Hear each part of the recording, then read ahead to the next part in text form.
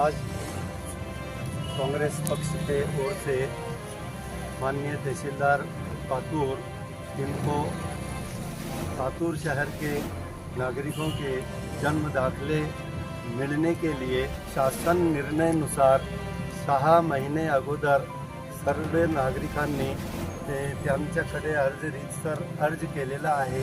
परंतु 6 महिन्यामध्ये कोणताही निर्णय माननीय तहसीलदार साहेबांनी दिला नसल्या कारणामुळे आज निवेदन देण्यात आलेले आहे आणि त्यामध्ये तहसीलदार साहेबांनी प्रॉमिस केला आहे की आम्ही 8 दिवसानंतर 8 दिवसापासून हे काम सुरू करणार आहे। जर हे काम नागरिकांना जन्मतारखेचे दाखले नियमाप्रमाणे देण्यात आले नाही तर काँग्रेस पक्ष माननीय जिल्हा अधिकारी साहेब यांच्याकडे दाद मागून उपोषणला बसणार आहे।